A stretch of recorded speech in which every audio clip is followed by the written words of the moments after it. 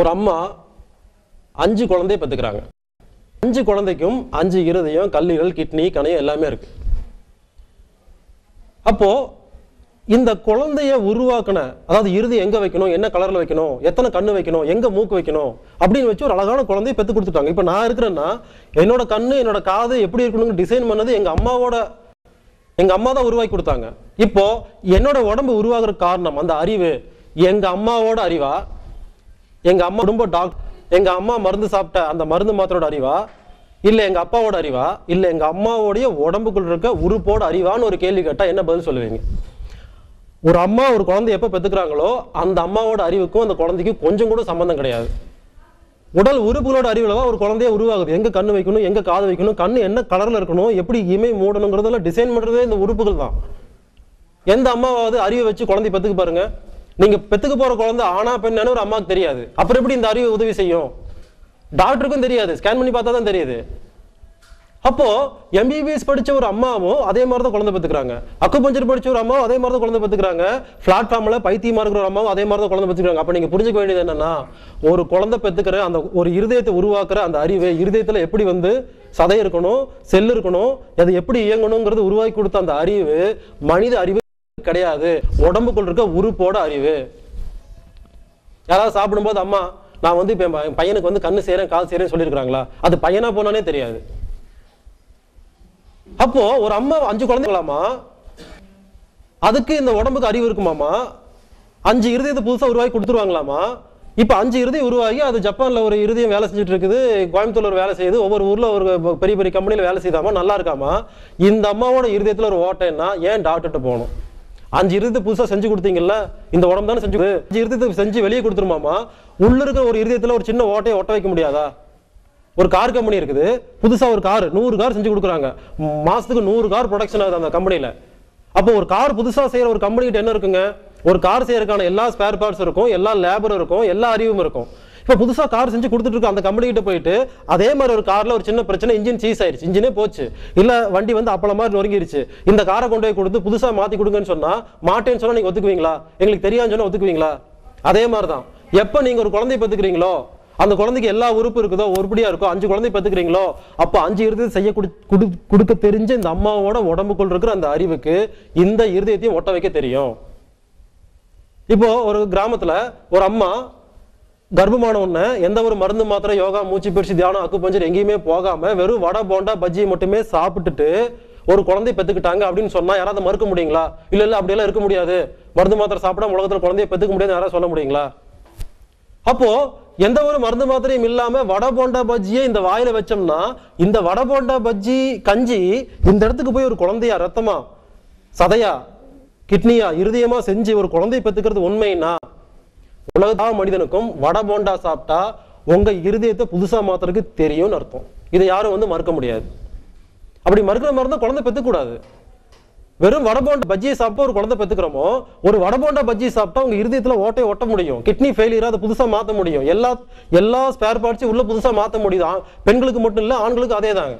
பெண்கள் குழந்தை பெத்துக்கிறாங்க, ஆண்கள் குழந்தை பெத்துக்கலாம். அதை தவிர அறிவு தான். அப்போ கர்ப்பமா இருக்கும் பொழுது ஒரு அம்மாவுக்கு நல்ல குழந்தை, எந்த ஒரு ஊனம் இல்லாம ஒரு குழந்தை பிறந்துருச்சுன்னா அந்த அம்மாவோட உடம்புல என்ன இருந்துச்சு? இப்ப இந்த அம்மாவுக்கு இருதயத்துல ஒரு பிரச்சனை, கல்லீரல ஒரு பிரச்சனை, கிட்னில பிரச்சனை, கண்ணுல ஒரு பிரச்சனை, இப்ப என்ன இல்லை, இப்படிதான் யோசிக்கணுமே தவிர உங்க உறுப்புல எந்த குற்றமும் கிடையாது. எனக்கு இருதயத்துல பிரச்சனைங்க, இருதயத்துல ஒரு பிரச்சனையும் இல்லை, வேற என்னமோ பிரச்சனை, என்னன்னு பாருங்க. கர்ப்பமா இருக்கிற காலத்துல ஒரு குழந்தைய அழகா பெத்து கொடுக்க முடிஞ்சதுன்னா அந்த அம்மாவுக்கு என்ன இருந்திருக்கணும்னு கேட்டீங்கன்னா, அந்த அம்மாவோட உடம்புக்குள்ள இருக்கிற உறுப்புகளுக்கு அறிவு இருந்திருக்குது, எப்படி கிட்னி செய்யணும், இருதயம் செய்யணும் அறிவு.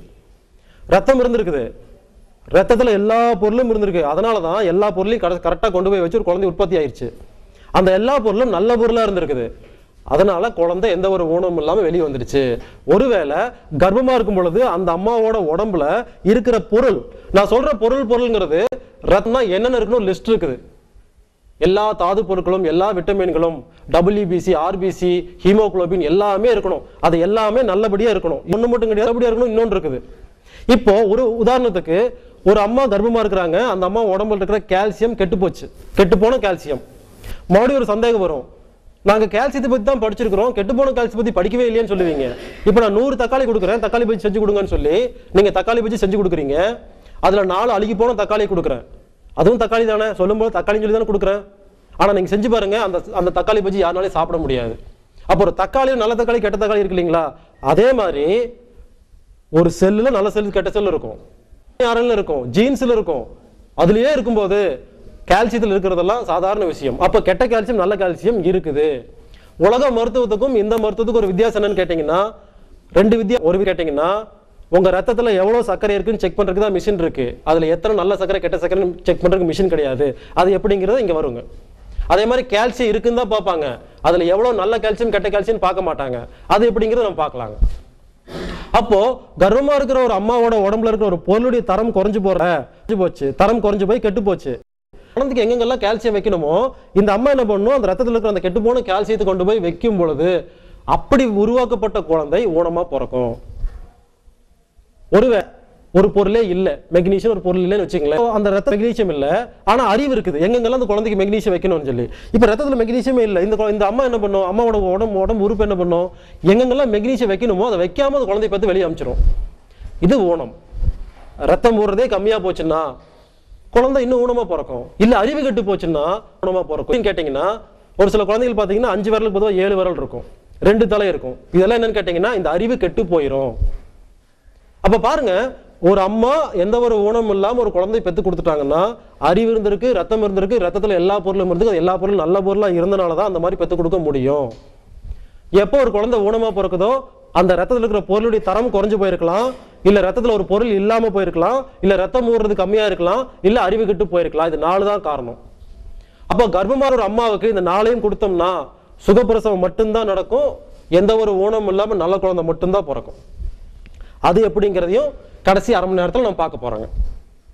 அப்போ எப்போ உனக்கு, அதாவது யாரா இருந்தாலும் சரிங்க, எப்போ ஒரு மனிதனுக்கு உடம்புல இருக்கிற ஒரு உறுப்புல இருதயம், கிட்னி, கணையம் ஏதோ ஒரு உறுப்பு வச்சுங்க, கண்ணு, காது, மூக்கு, எந்த உறுப்புல எந்த டேமேஜ் ஆனாலும் சரி, எனக்கு கண்ணில் பிரச்சனைங்க, எனக்கு பேங்க்ரியாஸ் ஒர்க் பண்ணல, ஹார்ட்ல பிரச்சனை, எது வேணாலும் சொல்லுங்க. நான் என்ன சொல்றேன், உங்க உடம்பு உறுப்புல எந்த ஒரு பிரச்சனையா இருந்தாலும் அப்பல முதல்ல கிடையாது.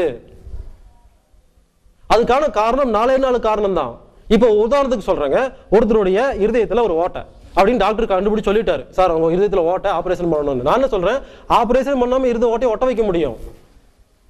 ஓட்டை வந்துருச்சு, 10 இருதயத்தை செஞ்சு கொடுக்க தெரியுற இந்த அறிவு இருக்கிற இந்த உடம்பு இந்த ஓட்டையை அடைக்காதா? அடைக்கும். ஏன் அடைக்கலன்னு கேட்டீங்கன்னா, உங்க ரத்தத்துல ஒருவேளை ஒரு பொருளுடைய தரம் குறைஞ்சு போயிருக்கலாம்.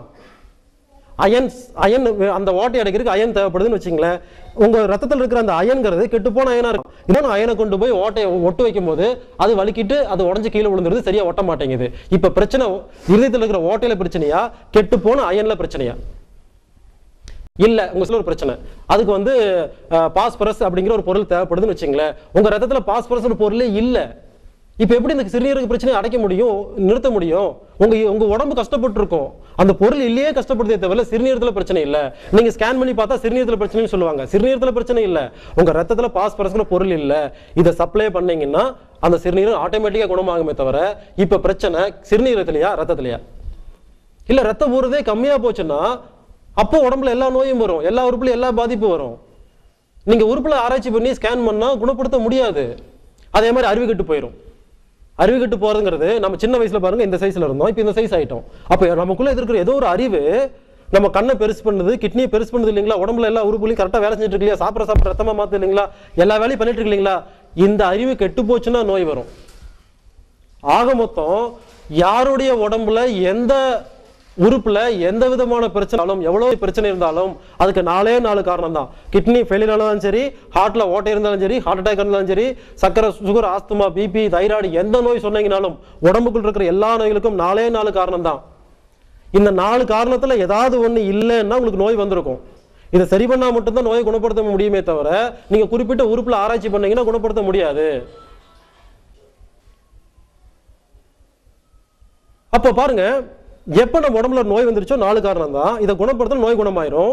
இப்ப ஒரு சந்தேகம் வரும் உங்களுக்கு, சரி ஒருவேளை இது உண்மையா இருந்தா கூட இது வருமுன் காப்போ மாதிரி இருக்குது, எனக்கு நோய் வராம பாதுகாத்துருக்கான நீங்க வழி சொல்லலாம். வந்த நோய் எப்படி குணப்படுத்துறதுன்னா, சிறுநீரகம் ஃபெயிலியர் ஒருத்தருக்கு டயாலிசிஸ் பண்ணிட்டு இருக்கிறாரு, அவர் இருந்தாருன்னா அவரோட சிறுநீரகத்தை ஸ்கேன் பண்ணி பார்த்துக்கலாங்க. சொல்லுவாங்க 80% ஃபெயிலியர் ஆயிடுச்சுங்க, 20% வேலை செஞ்சுட்டு இருக்குன்னு சொல்லுவாங்க.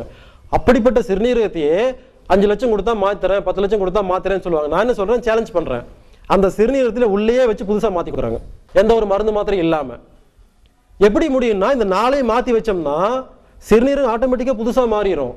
உடனே ஆச்சரியமா வரும், அதுபடி கெட்டுப்போன உறுப்பு புதுசா மாறுமான்னு கேட்பீங்க. கண்டிப்பா மாறும். எப்படின்னு கேட்டீங்கன்னா, நம்ம உடம்புல இருக்கிற எல்லா உறுப்புகளும் செத்து செத்து பொழைச்சிட்டு இருக்கு. இது யாருக்கு தெரியறது இல்லை. உங்க குடல், சிறுகுடல் பெருங்குடல்ல போய் இப்ப இருக்கிற குடல்கிட்ட போயிட்டு அதுக்கப்புறம் போய் பாருங்க, அந்த குடல் அங்க இருக்காது, புது குடலா இருக்கும். 1.5 நாளுக்கு ஒரு தடவை செத்து பொழைக்குது. ரத்தத்தின் வெள்ளை அணுக்கள் 13 நாளுக்கு ஒரு தடவை செத்து பொழைக்கும்.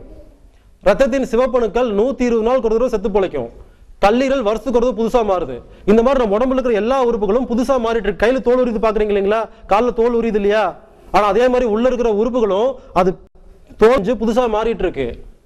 அப்ப புதுசா மாறிட்டு இருக்கும்போது நான் என்ன சொல்றேன், இது சரியா ஒழுங்கா வச்சிருந்தீங்கன்னா அந்த புதுசா மாறுது இல்லைங்களா, அப்ப உங்க உறுப்பு புதுசா மாறிடும். இன்னும் ஆச்சரியமா இருக்கும். இப்படி முடியுமா அப்படின்னு கேட்டீங்கன்னா, இப்போ அடுத்த சந்தேகம் வரும், கல்லீரல் வந்து வருஷத்துக்கு ஒரு தடவை மாறுதுன்னு சொல்றீங்களே, அப்போ ஒரு நாள் கல்லீரல் இருக்காதா, அப்போ அந்த வேலையை யார் பார்ப்பான்னு இன்னும் சந்தேகம் வரும். நீங்க சொன்ன மாதிரி ஒரே நாள்ல உறுப்பு காணாம போய் புதுசாலாம் வராதுங்க. இப்போ ஒரு கம்பெனில 1 லட்சம் பேர் வேலை செய்யறாங்க. 1 லட்சம் பேர்த்தையும் ஒரே நாள்ல வேலையை விட்டு தூக்கிட்டு புதுசா ஆள் சேர்த்தணும்னு வச்சுங்களேன், அன்னைக்கு அந்த வேலை பாதிக்கும் கம்பெனில. ஆனா டெய்லி 100 பேர் இருந்துச்சு புதுசா ஆள் மாத்தினா ஒரு குறிப்பிட்ட நாளுக்கு அப்புறமா கம்பெனிக்கு எல்லாரும் புதுசா மாறிடுவாங்க இல்லைங்களா. அந்த மாதிரி கல்லீரல் அப்படிங்கிற உறுப்பு ஒவ்வொரு செகண்ட்லயும் அந்த உறுப்பில் இருக்கிற பல லட்சக்கணக்கான செல்கள் வெளியே போய் புதுசா மாறும். இந்த மாதிரி மாறிக்கிட்டே இருக்கும். ஒரு வருஷத்துக்கு அப்புறம் பாத்தீங்கன்னா அந்த இடத்துல புது கல்லீரலா இருக்கும். அப்போ எப்போ வந்து உங்களுக்கு ஒரு 10 வருஷமா நோய், 20 வருஷமா நோய்னு சொல்றீங்களோ, 20 வருஷமா இதே பிரச்சனை தான் இருந்துட்டு இருக்குன்னு அர்த்தமே தவிர இதை குணப்படுத்துறதுக்கு எந்த மருத்துவம் உங்களுக்கு ஐடியா சொல்லி தரலன்னு அர்த்தம். இந்த டெக்னிக்கை ஃபாலோ பண்ணீங்கன்னா ஒரே வருஷத்துல உங்க உடம்புல இருக்கிற எல்லா உறுப்பு புதுசா மாறிடும். புதுசா மாறிச்சுன்னா இருக்கிற நோய் பத்தி ஏன் கவலை பண்ணணும்? உங்களுக்கு எந்த உறுப்புல எந்த நோய் இருந்தா எனக்கு என்ன? உங்களுக்கு எந்த உறுப்புல எந்த நோய் வேணா இருந்துட்டு போகுது. அந்த உறுப்பு புதுசாவே மாத்திடுறீங்களே, அப்புறம் அந்த நோய் எப்படி இருக்கும்? கண்ணில் பிரச்சனை புது கண்ணு மாறிடுது, கிட்னில பிரச்சனை புது கிட்னி மாறுது. நான் சொல்றதெல்லாம் ரொம்ப ஆச்சரியமா இருக்குங்க, இதுதான் உண்மை. அப்போ பாருங்க, உலகத்துல எந்த இமேஜ் இருந்தாலும் அந்த உறுப்புகளுக்கு நோயை நீங்க விட்டுட்டு இதை நாளை மட்டும் சரி பண்ணிட்டீங்க. இப்ப சரி பண்ண ஆரம்பிச்சீங்கன்னா ஒரு குறிப்பிட்ட நாள்ல 10 நாள் 20 நாள் 30 நாள் ஒவ்வொரு நோய்க்கு தகுந்த மாதிரி குறிப்பிட்ட நாள்ல உங்க உறுப்பு புதுசா மாறும். நான் சொல்றதை யாருமே நம்ப வேண்டாம். நீங்க உங்க உறுப்பு கிட்னி டயாலிசிஸ் பண்றதா இருந்துச்சுன்னா கிட்னியை செக் பண்ணி ஒரு ஸ்கேன் பண்ணி எடுத்து ரிப்போர்ட் வச்சுக்கோங்க. நான் சொல்றதை ஃபாலோ பண்ணுங்க, இதுக்கு எந்த ஒரு செலவும் கிடையாது. நான் சொல்றதை ஃபாலோ பண்ணுங்க. 30 நாளுக்கு அப்புறம் மறுபடியும் கிட்னியை ஸ்கேன் பண்ணி பாருங்க, 80 இருந்தது 70% வரும்.